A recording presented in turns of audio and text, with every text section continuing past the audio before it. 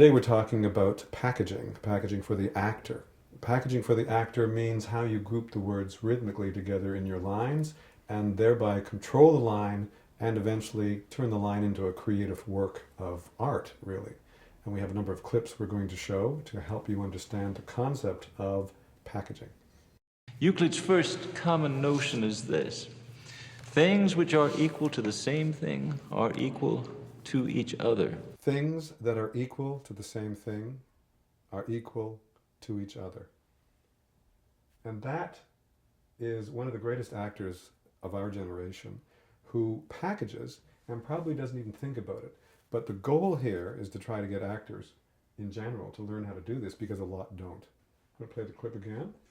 Things which are equal to the same thing Slash. are equal Slash. to each other. Slash. You can really hear the are equal to each other. Yeah. You can really hear that one. The ones at the beginning, I know when I started, it wasn't always so easy to hear that.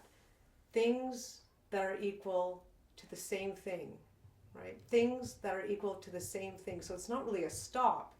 How would you describe that?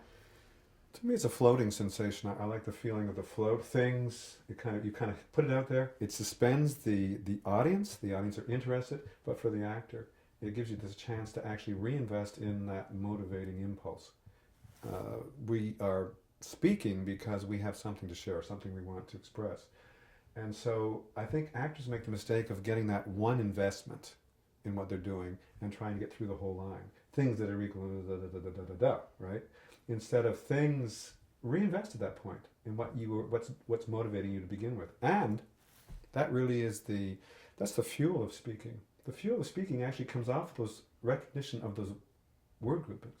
More importantly, the gap between the words is the gassing up point, the point where you feel the energy. Almost like a kid on a skateboard. He puts the foot down, the skateboard floats, you reinvest, float, reinvest, float. The skateboard floats along, which is what you're talking about. It sounds like the line. It's sometimes hard to hear these packages, but after a while, you can hear those word groupings. It's amazing. Well, I mean, it's so perfect what he does. It just seems, oh, well, that's just natural. Everybody would do it that way. And we know that's not nearly true. Not true. Not true at all. Let's look at another clip. You are aware, I take it, that the Jews killed our Lord? And you're aware, I suppose, that our Lord was Jewish? I suppose he told you that.